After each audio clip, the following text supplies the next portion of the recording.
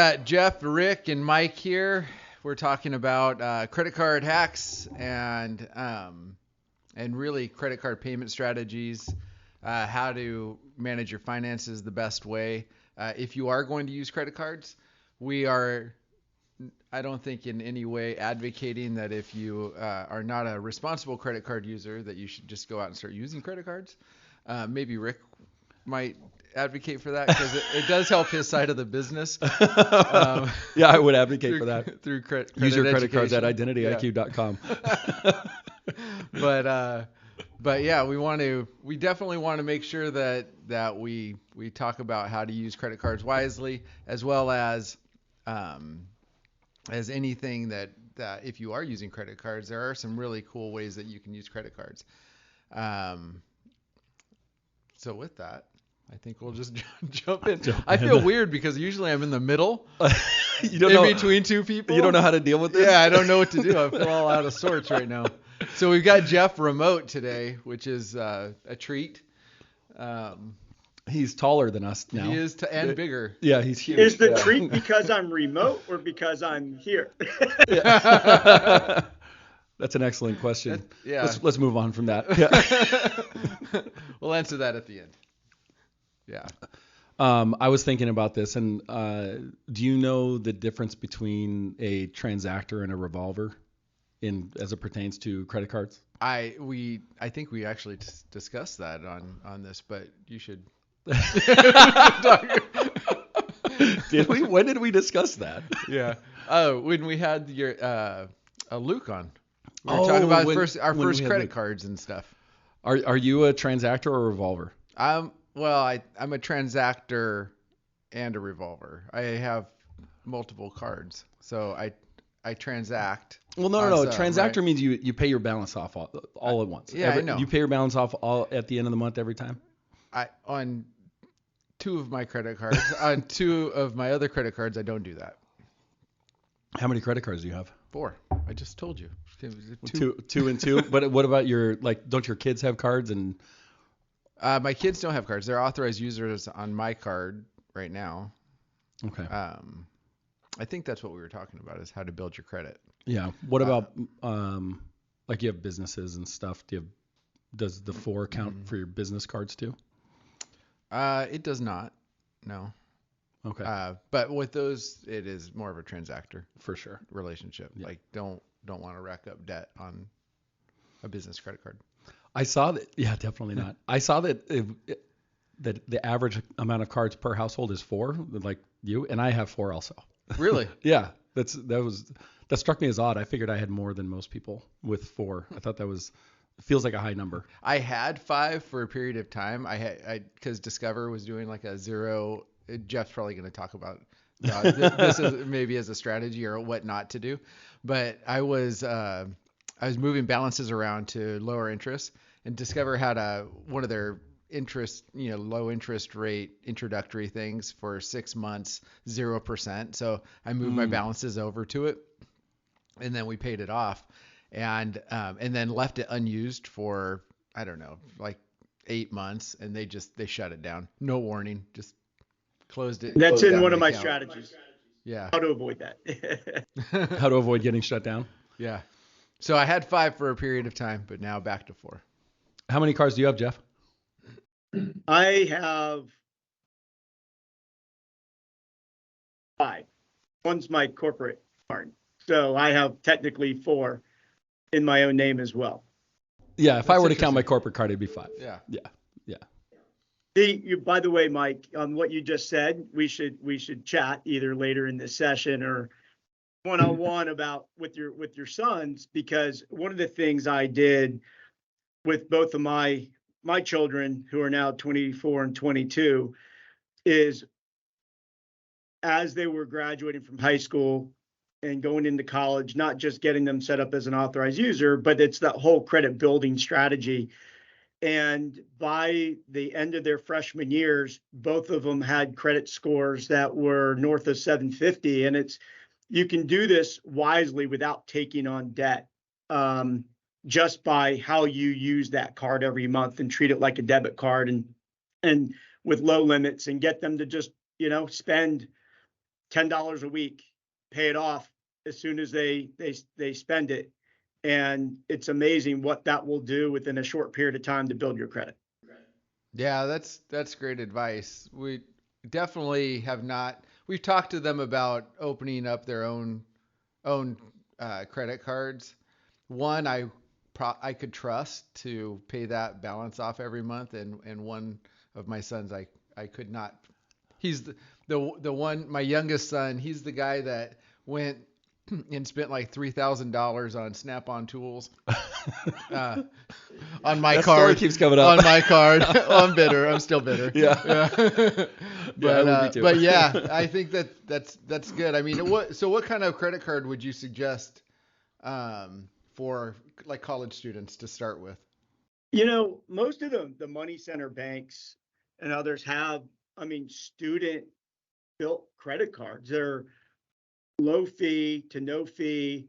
They're, low amount of credit lines, but the interest rates are low to start unless you trigger by not paying something off, and then they go up, and you can get them with limited no credit card checks. And again, whether it's a money center bank, whether it's a Capital One or others like that, there's just lots of options for them that you can be in control of and monitor and watch what their spending habits are. But just get them a line that's $500 or something where they can only cause so much damage. Give them enough, rope to hang on without choking themselves, and just teach them good spending habits. And again, get them to set it up where they act like it's a debit card, and they get in the habit of buying something and paying it off, not waiting till month end, not having that amount accrue. They have this balance that all of a sudden becomes unattainable, that they can't pay or afford, and they're reaching out to you. And it's just, but there are different credit card options built for students, and that's where I would start. And again, so are you saying that they have like Wells Fargo? They all have them. Pardon me? Are you saying that they have like specific tools available that are different, or just the fact that the rates and limits are low? Like, rates and limits are low. There's, they've got a lot of rewards in there too that are literally geared towards students. They even reward students for, giving them money back, or using things that they can, getting that money back that they can apply towards things for school that rewards them for on-time payments. And that's really, I think, the focus of them. It's trying to teach them the right credit utilization strategies and habits, more importantly, which gives them a reward for paying on time. Low fees and cash back type of options and rewards for good behavior. How about when the credit card company starts giving the automatic increase to their credit? Is that a strategy on their part so they get more in debt, or is that actually a reward? Should they feel good about it? Should we feel good about it? I always feel rewarded by it, but I also know, even as a transactor on my cards, that I pay off the balance and we never reach the limit. They still keep increasing my credit line with those. And I have a feeling they're trying to get me to a point where, I could buy a car with this. and then I can't pay it off. Right. Yeah. Yeah, it's a great question. And I'm going to answer it probably very specifically, but then what I'd propose to do is, I think it'd be a good time to kind of also take a step back and talk about the things that do impact the credit, because as we talk about these different strategies that can be incredibly beneficial to you, whether it's building credit, getting rewards, getting cash back, all these things that we can talk about, if you don't do it, as you said in your opening comment, wisely, and don't understand how credit works, it can bite you in the tail very fast and hurt you, which is a lot of what we're doing today in Rick's business and my business and IDIQ in general, right? So a credit line increase is a good thing for numerous reasons. One, you're right. What it's intended to do, sure, it's to incent you to spend more. But the reality is, if you use it to your advantage and you build the right credit building strategies, credit utilization is the number 2 variable that impacts your credit score. It's 30% of what your credit score is made up of. And so let's just say that your credit line was $500 and you were spending $200 a month. And now you're at, for lack of a better term, 40% utilization. The kind of that magic level is about a 30% utilization. That's an unwritten rule. And so by not changing your spending behaviors, if now that by you paying on time every month and the credit card issuer increases that line to 1,000, that same spending habit that was at 40% is now 20%, right? 200 off of $1,000 credit line. That's advantageous for you. And so using these credit line increases, one, if the institution gives it to you, that's a good thing, as long as you have the right controls in place not to change your spending habits, number one. And so you've got to know yourself and stay within those limits. And two, every 6 months, to the extent a credit card issuer doesn't offer you that increase, another unwritten rule is don't hesitate to reach out to your issue and ask them for an increase. And oftentimes, if you've paid on time and these other credit variables as you're building up your score, they'll issue you that increase. And, next thing you know, depending on your income levels, your utilization levels can stay in check based on that spending habit and getting those lines increased. So the big lesson there is don't transition to spending $400 in that scenario. 100%. Your budget is your budget. Yeah. Your budget's your budget. And if you have the controls to do that, then take that line increase. Consider it a reward, but do not change your spending behaviors in proportion to that line increase, or you're going to have the same issue. All right, so let's back up a little bit then, and what makes a responsible credit card user, or someone that uses their credit cards wisely. If I have a balance that I maintain and I'm paying the minimum every month or just above the minimum, does that make me a responsible credit card user versus somebody that doesn't do that? Or what makes me a responsible credit card user versus somebody that's not? If you're okay, what I'd like to do is maybe start with giving the foundation of what makes up foundationally your credit score. Yeah. Because that then impacts the answer. And, really focused on your question of, does that make me responsible or not responsible or less responsible? And then I'll address that. I think the best part, Jeff, right now is that you can't see Rick and I, and so the faces that we make, you don't get to, you don't get to enjoy them. But I think this is great. Yeah. But I can see everything else about you guys. Just that's true. Looking down at you with my camera. You're like the Wizard of Oz right now. That's right. This may be the only time in my career I get to look down on you guys. Yeah. All right.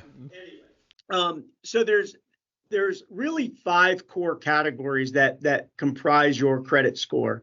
The first and most important is your payment history. That makes up 35% of your score. And that's really built on a couple things. One is making your payments on time, and 2, not missing payments, which I'll come back to that because that ties into the question that you asked. The second is what we just discussed, which is the amount you owe, or more kind of technically referenced as your credit utilization. And that makes up about 30% of your score. The big kind of core strategies there is, 1, paying your card in full each month, which ties into your question as well. 2, and the amounts that you owe as a percent of available credit that you're using compared to your total available credit. And like I mentioned, the unwritten rule is about 30%, staying below that threshold. The third category, and these are in areas of ranking as far as their impact on your score, is the length of your credit history, which makes up about 15% of your score. Again, this all kind of comes back full circle in what we were talking about with your sons and younger individuals, or individuals that are trying to build their credit for their first time. it's, start early. It's, there's no time that's too early to start building your credit. And so, I think building the habits when you're in high school by being an authorized user is great. So before they get to college and they have all this independence, and maybe, there's things that, midnight, like a pizza or beer or other things that they want that maybe aren't a wise purchase, that they're just going to go out and start accruing and not paying attention to. So learning these habits early is key. And then by doing that, you're now also establishing that credit history earlier, and the length of credit is super important. As you start doing this and looking at accounts, I think something else that you mentioned, Mike, and again, like I said, it comes full circle in your opening statements, was about one of your issuers canceling your cards. So as you start opening these accounts, one of the things, there's some important tips is that people don't think about on the front end, that it can bite you in the tail on the back end. The first is thinking about the accounts that have fees. Because what I've seen often happen is you get into a situation that the benefits appear to be great. Sorry, guys, my light in this office turns off automatically. I forgot about that. Can you fix that in post editing? Yeah. Just fix that. Do we need to clap again? Yeah. Okay. Shoot, I'm going to try to go back to where I was. You're talking about a credit card being canceled. Or shut up. Yeah. So, what will happen is you got to be mindful when you open up a new card about those benefits versus the expense. Because if you open up a credit card that has fees, even though the benefits are great, well, fast forward 2, 3, 4 years or whatever that time period may be. And now all of a sudden, you don't want to cancel that card, which can hurt your length of credit history, because it could be your longest outstanding card. But now you're stuck in a situation where you've got these fees and you're really torn. Do I cancel this card or do I not? Right. And you don't want to be in that situation. Or what you ideally don't want to do is cancel a card. You just want to stop using it. Cut it up, put it in a drawer if you don't have a purpose for it. But if you have fees, it puts you in a very difficult situation. So you got to think about some of these things up front and the type of cards you have. A quick tangent on that specific detail. If you get into a situation where you have a card that has fees and you don't want to continue paying those fees, instead of canceling the card, make sure ideally you're working with an issuer that has different card options. And if you approach them, a lot of times they'll have different tiers of the same card, and you can downgrade to a version of that card that doesn't have fees. Maybe there's lesser benefits, but who cares? And now all of a sudden you can keep that card open, don't have that fee commitment, and you haven't killed your length of credit history because you're not canceling the card. Yeah, that's great. And it doesn't change your account number or establish a new line of credit. Exactly. Yeah. Yep. So it's a really important tip to remember. The other thing is, you get into the situation, and it could be like the three of us, and we've obviously had established credit for a long time, and we have a very full credit file, but there's a lot of individuals that have a thin credit file, especially when they're building their credit. Maybe they don't have 4 credit cards and they don't have 20 plus years of established credit. All they have is this one card. Well, changing that old card. Yeah. Pardon me? Meaning that we are old. Yeah. Yes. Yeah. And so canceling that card has a much greater impact as well on your file, because that's your only established line of credit. So again, there's so many different factors that you need to think about when you're kind of looking at this. So anyway, length of credit history, like I said, is 15% of your credit. And what you're trying to do is establish different forms of credit and make sure that you can keep them as long as you can, because it does impact your score in a pretty dramatic way. The fourth category is credit mix, and that's about 10% of your credit score. And that's really comprised of the type of credit you have, which goes into what I just mentioned, or evolves into that, where there's essentially 2 general types of credit. You have revolving and installment. Revolving would be and I think that ties into almost your opening comment of asking what, Mike, kind of style of payments were, Rick. But this is more specific around the type of credit card. So a revolving line is more things like credit cards. And an installment loan, the best way to think of it is loans that are for your cars, your homes, personal loans that have an established payment every month and don't vary based on you're paying down an established line versus something that you're using transactionally every month and then paying a random amount down every month that varies. So the fifth category is new credit, and that's about 10% of your credit score. And this ties into this strategy that we're talking about as well. Because what you don't want to do is the credit bureaus will look down on you from a credit score perspective if you open a lot of new credit all at once. And there's rules that we necessarily won't get into right now about whether you're looking for a auto loan versus a home loan and how many inquiries you can get in a defined period of time. But when we're talking about credit cards, every single time you apply for a new credit card, you're getting a hard inquiry. That's a bad thing. So the rule of thumb that I've always used is don't open more than one credit line every 6 months. And so, and if you're looking to buy a car, if you're looking to get a new mortgage, just make sure you're planning well in advance of those events, not to open anything new 6 months prior, because that new credit impact will essentially wean off from an adverse perspective within about 6 months. So generally, those are the 5 categories as we talk about these tips and tricks and strategies that if you don't understand these basics and how credit works, all these strategies essentially could be meaningless because they could actually cause more harm than good if you don't do them, understand them and use them wisely. Yeah, that's great. So would a strategy be if you need a quick boost in your credit to call your creditor up and ask for an increase in credit line? Yeah, so to the extent, but now this ties into that last category as well. You can also, what you're probably going to trigger is an inquiry from that creditor where they're going to look at your credit at the time of that line increase. If it's not initiated by the creditor themselves, where they've already done whatever they're doing internally to evaluate that credit risk and offer you that line, if you reach out to them, oftentimes you're going to trigger an inquiry and that 6-month rule. But the short answer is yes. Yeah. As you can see, there's all these different impacts and things that you just need to be mindful of. It's not linear. There's a lot of different things that if you're not aware of them and how they work, like I said, that you can use them to your advantage, but they can also bite you unintentionally. Yeah, but you're right. It's not linear, but if the opportunity is to have a higher limit on your credit card, which is 35% of your score, versus another inquiry on your credit report, which comprises 10% of your score, you might be better off. If you do have good payment history, then it might be better off to take that risk and get that higher limit so that you have a better utilization ratio, right? Oh, 100%. Yep. But don't try to open 3 new credit lines at the same time.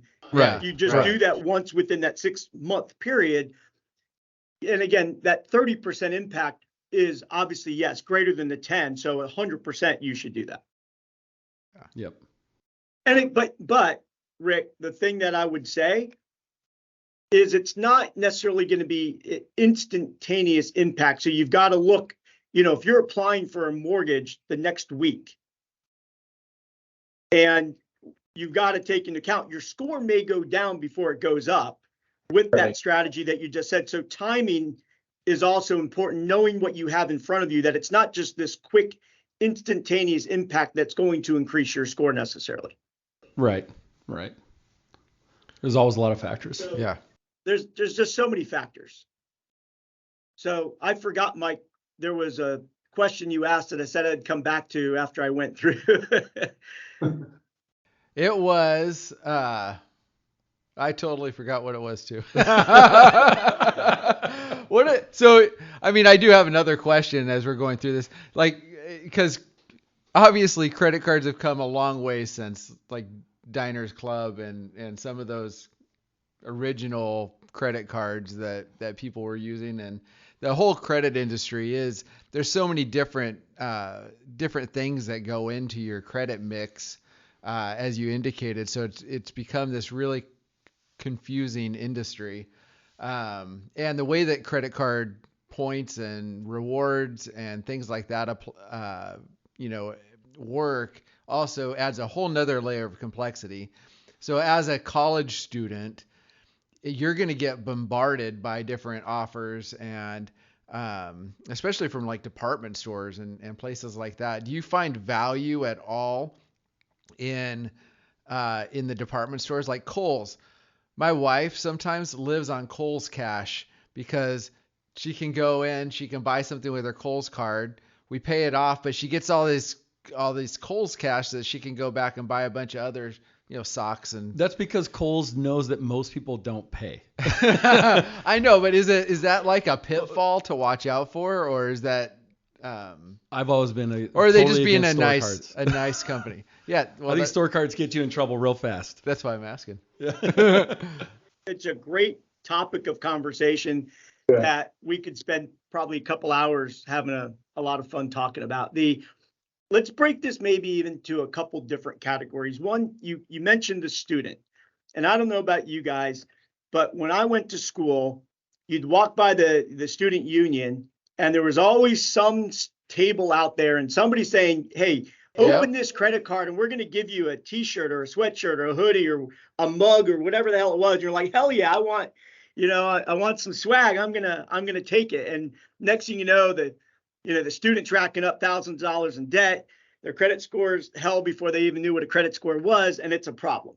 So when you're a student, stay away 100% from those offers is my best advice, because they're probably just going to get you in trouble because you don't understand what you're getting into. And oftentimes you're probably getting a 30% interest rate or some trigger that, if you are 1 day late, it triggers going from the teaser rate from 2%, 3%, 5% to 30 something percent. And again, it just gets you in trouble really quick. So there's that part of it. The second part, which is around the department store, and those, generally speaking, are not the best credit card options. However, I lied because I've got 5, not 4, because I do have a Kohl's credit card myself.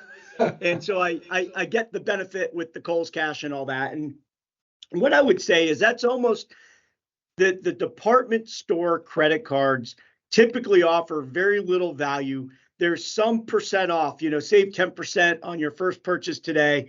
Those are the worst offers ever. Stay away from them unless, you've got this strategy where it's within that 6-month window. You got this, $1,000 plus purchase, and you're going to cancel that card after you use it one time. That's, if you want to make that choice, do it. I still don't recommend it because most people are going to forget about it and then they're going to use it and overspend. Yeah. There's other ones like the Kohl's, where they have these reoccurring benefits for a what I would call a more sophisticated or budget conscious credit card user. Adding that to your arsenal of cards is a good strategy, and you can use that to your advantage wisely only for those respective transactions. Pay it off immediately, and the benefits are pretty material, as you just said. But again, most of the department store credit cards, it's a one-time small discount. Just stay away from them. Use the other rewards cards or whatever you may have in your arsenal of cards and avoid them at all costs. Yeah, and the tricky thing with those is always you're in the checkout line. You could save 25% on your, you have $400 worth of stuff sitting there. You can save 20% now and then just close it. But you don't close it is I think what happens. That's what they're counting on. That's what happens. Yep. Otherwise they wouldn't offer that. That's right. There's a reason why they offer those great discounts. Where they can help you. Let's think of like a home improvement store. Yeah. And, sometimes you're a Lowe's or a Home Depot or something like that. And you're remodeling your kitchen and you've got a mega purchase. Yep. There's a handful of strategies that you can use those cards for that you can save a lot of money if you have that discipline and you're using the balance transfer options. Again, we're getting into more complex types of credit card strategies, low to no interest rates for periods of time, getting to the balance transfer strategies.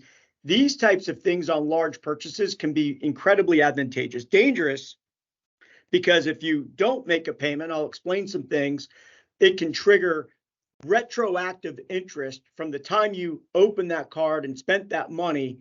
That can be, devastating for a lot of individuals as well. So Absolutely. we can dive into some of those if you'd like, but if you're smart, you can save a ton of money.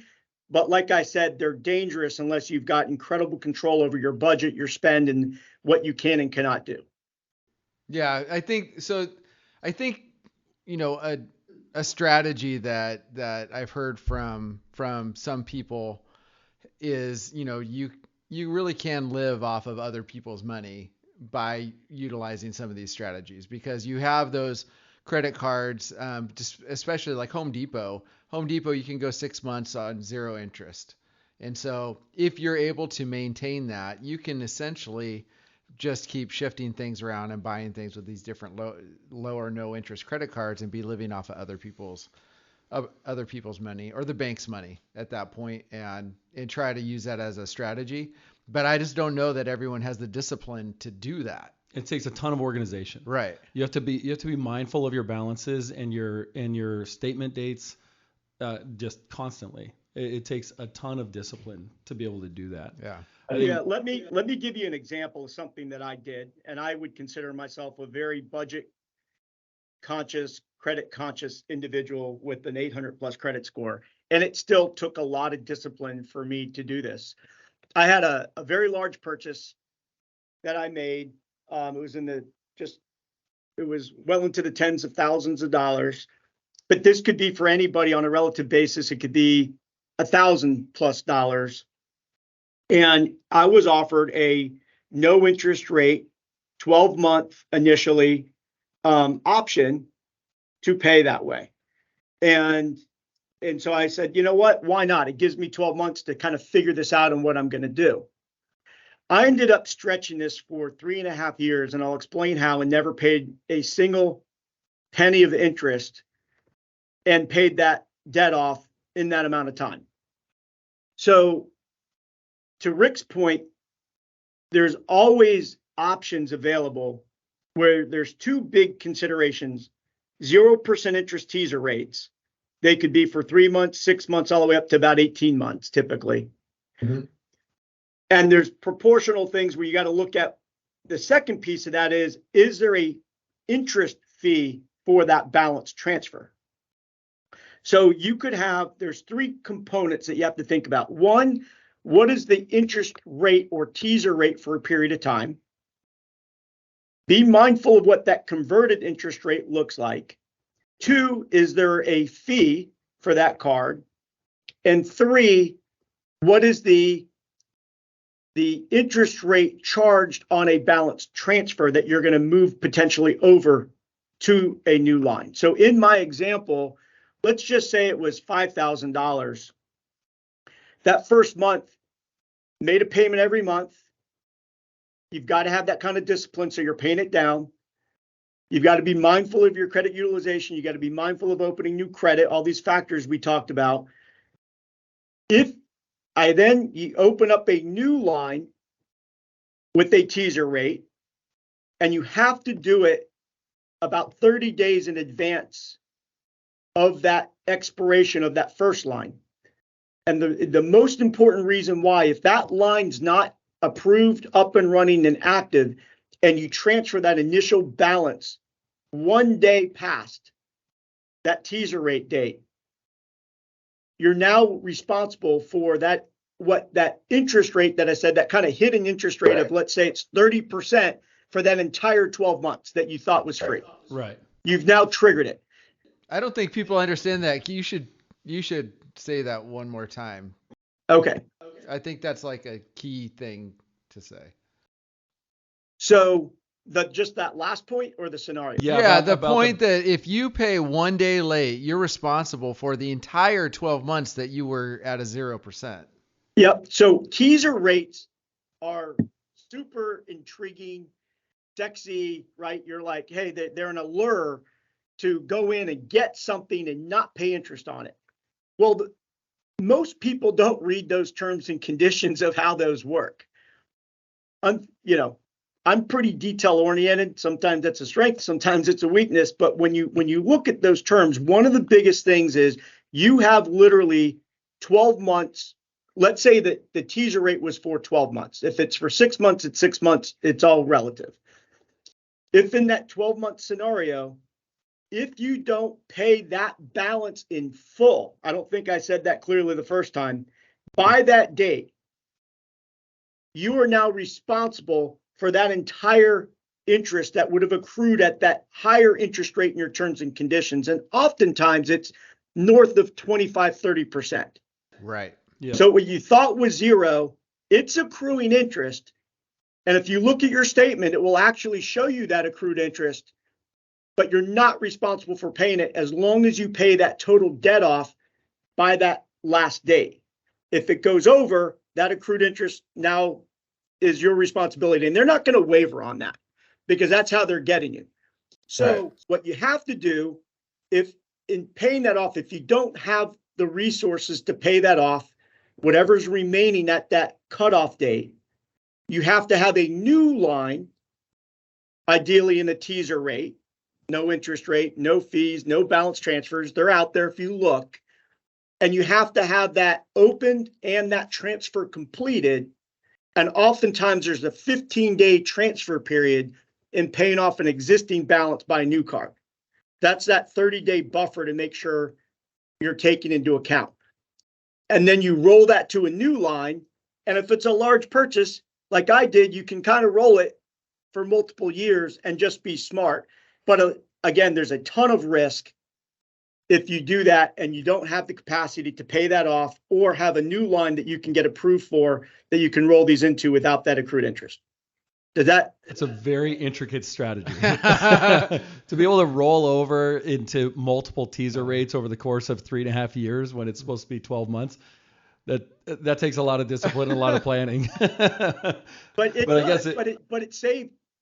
Honestly, it saved in my scenario about $18,000 of interest. I'm sure it saved a ton of money. Yeah, and you got to pay it off 3 years later. So I took 3.5 years and I just made a payment with discipline every month. And I had that strategy from the get-go. So there are strategies out there. It's not gaming the system. It's fully legal, but it is utilizing the system to your benefit. If you understand how credit works, how these terms and conditions work, you can save a ton of money, but you better have discipline in doing it. So go ahead. Where I think maybe we should head, given our time, is let's talk about maybe some pitfalls that people run into. But I think where I'm most interested is, like, if I am a responsible credit card user, how do I utilize these point systems, rewards, and things like that to really get the most value? Which I know that's where you and I have talked about this stuff for a long time, and I know that you've got that down. And you've taught me a lot. I now use these strategies, so I think others will appreciate this portion of our podcast today. Rick, you're gonna learn. Thanks. I can't wait. This is the fun part, right? It's putting the benefits of these cards to work for you. And it really depends on, first, what you like to do.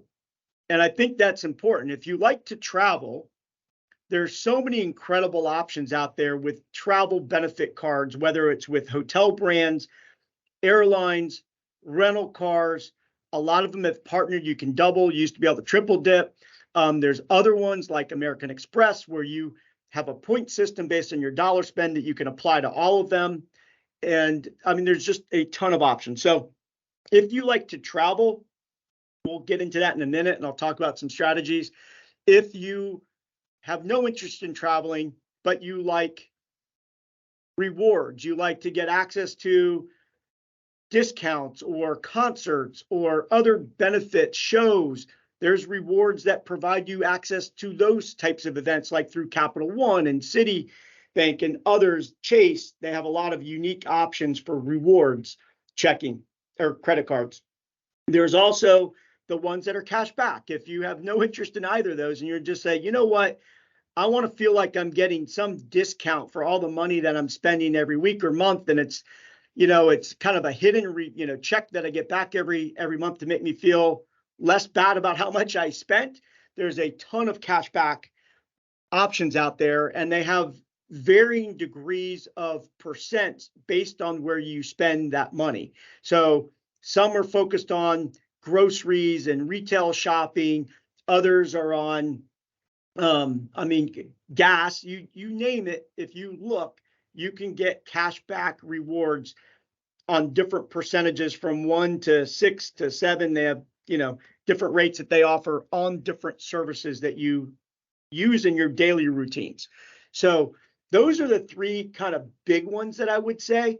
My favorite, which I can talk a lot about, is the travel side, just because that's, I use that to pay for all levels of hotels, airline flights across the world, upgrades on flights, rental cars. You can use it for not only upgrades on the like hotel rooms or the class of service on your flights. You can also use that for you get access to their clubs. There's a slew of benefits. And if you're mindful of which card you use, what's crazy is each of them offer some unique benefits. I'll give you an example. I'm an American Airlines frequent flyer traveler, and I have points with all the airlines. But what you try to do is concentrate that spend where it's going to maximize that value or benefit for you. So try it. If you have an American airline, if you fly on American Airlines a lot, getting the American Airlines respective credit card, and there's different levels and fees and benefits, can be incredibly advantageous. First, and there's so many areas to kind of layers to dissect. The first is, what are the rewards and benefits they give you for signing up? And there's always some benefit. Let's say the airlines may offer you 25,000, 50,000, 75,000 miles just for signing up. And maybe that first year fee is $100. And then there may be you have to spend $1 or you have to spend $3,000 in order to get this benefit. Look at all these factors. But the reality is, if you're going to get 75,000 miles and it's going to cost you $100 in the fee in the first year, pretty darn good deal, because that 75,000 miles could buy you 1, 2, or 3 plane tickets depending where you're going, and it cost you $100. It's a great strategy. If you look at, again, the credit cards for a respective airline or hotel brand, and this is where my credit card strategy comes into play. I'm a big Bonvoy hotel person. Bonvoy has everything from Marriott to Westin's to Ritz-Carlton's to, there's probably 20 plus different brands now. It gives you a ton of options. Be consistent with where you stay, accrue those points. It counts towards your nights. You get extra bonus nights, you get extra value, you get upgrades, you get status in their rewards programs. And then if you do this wisely, you look at how do you get the most bang for your buck, and even then using those points. And it's, you can look at the dollar that a room would cost or a flight would cost compared to how many points it takes. And then there's a whole strategy that you can deploy in getting the maximum value for that, which typically, it could be an international hotel room or flight if you travel that way, could be domestic, but really learn if it's going to cost you 25,000 points to get a hotel room, and that room in general, maybe that room could cost you $100, but you could use that same 25,000 points to get a room that's costing $500. Be mindful of where you're using those points as well. So kind of the backtrack, think about trying to stay loyal to certain brands, get credit cards for those brands that you use frequently. Make sure you're looking at the rewards points and get the best time of the rewards that they're offering to sign up. Use those respective cards with those brands. So for example, with the American Airlines card, I'm buying my American Airlines plane tickets with that card, or where I get the optimal points for that card. When I go to a Bonvoy property, I have a card with Chase for Bonvoy, and I use that card religiously to pay for those hotels.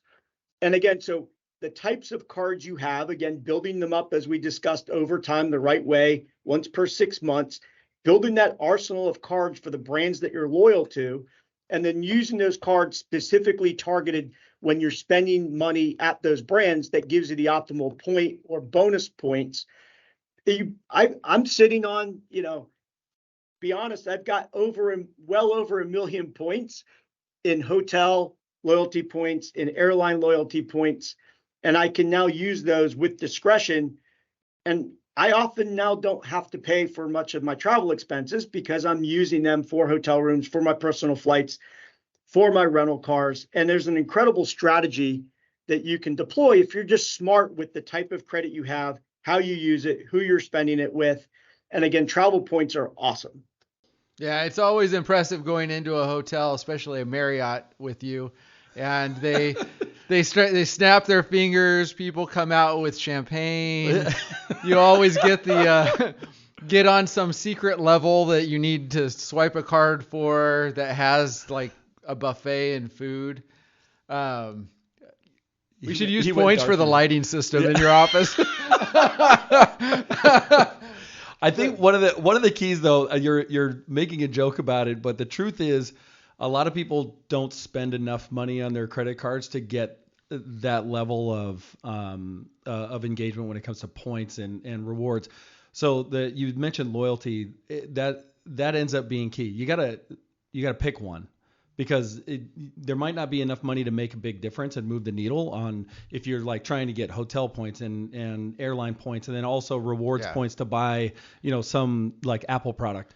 But if you pick one, then you'll be able to get enough going to where you can actually see some of that benefit, because that's a lot of money to be. So would you then say, instead of using your debit card at places to make that purchase, use these credit cards for that point, and then be what Rick called a transactor, and make sure that's paid off? It seems like it might defeat the purpose if you don't pay it off every month.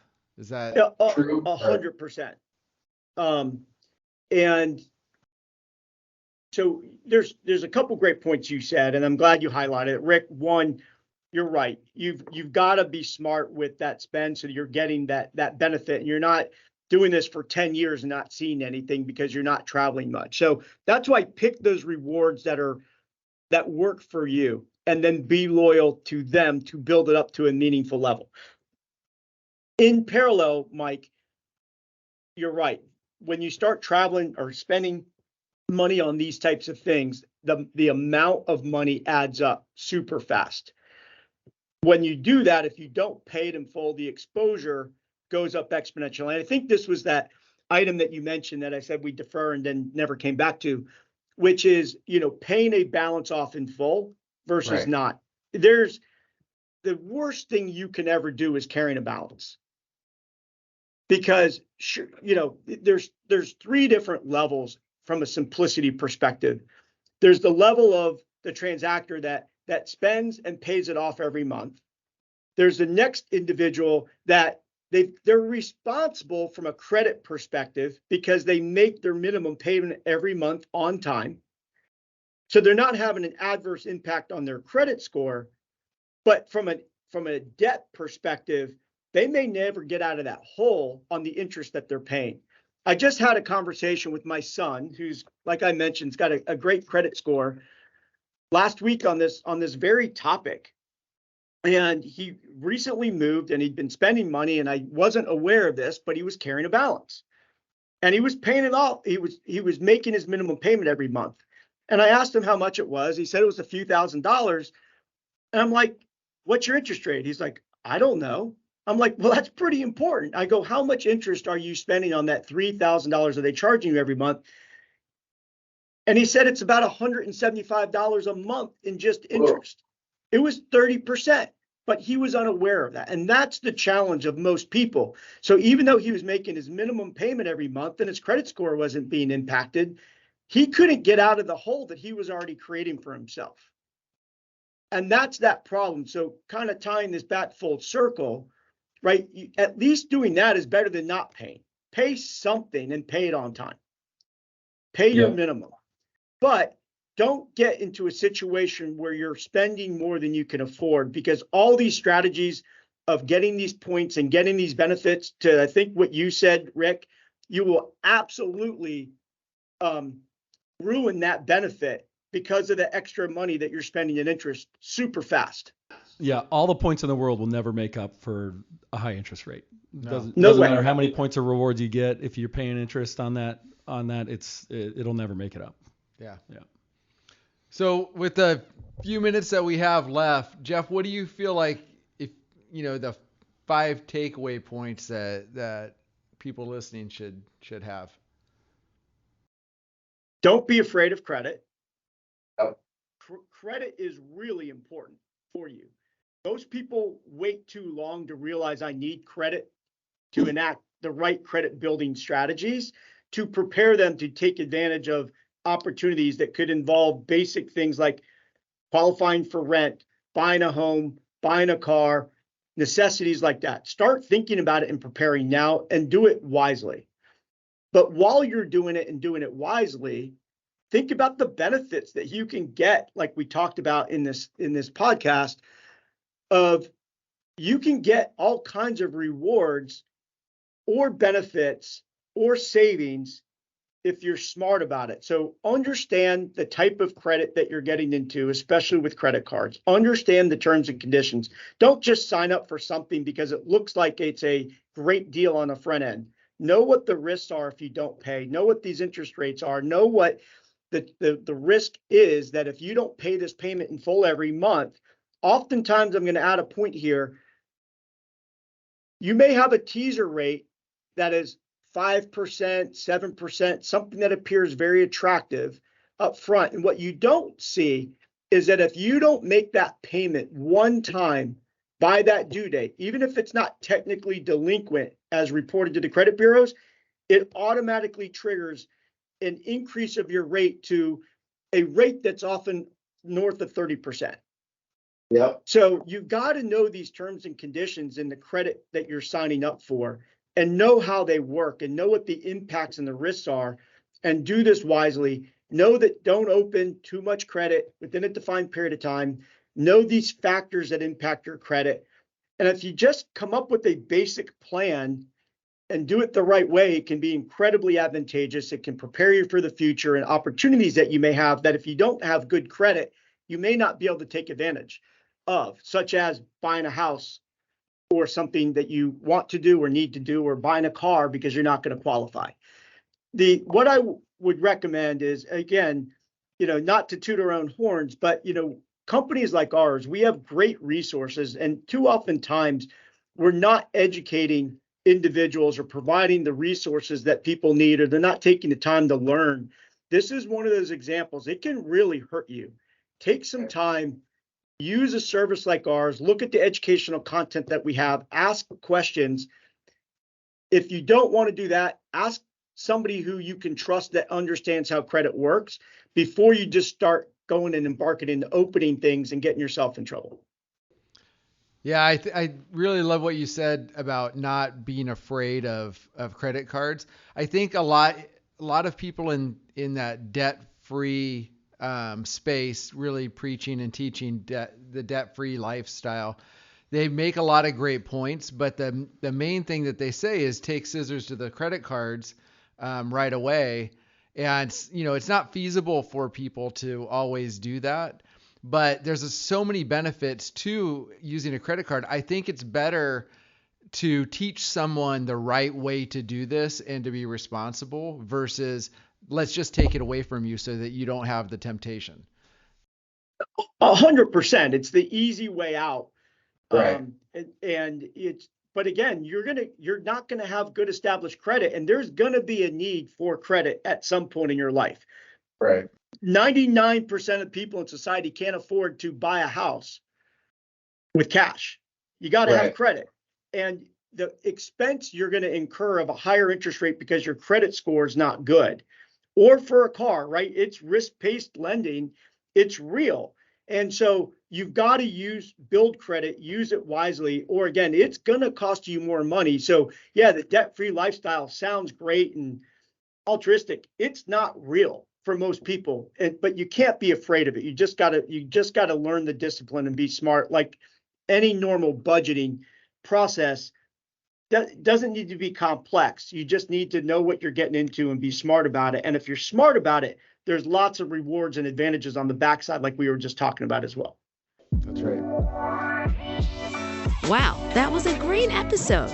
If you enjoyed this and want more, make sure to hit that subscribe button so you won't miss out on future topics. Follow us on all your favorite social platforms for bonus content and behind-the-scenes fun. Thanks for joining us on this journey towards financial empowerment. Until next time, stay tuned, stay savvy, and see you next time on IDIQ Labs.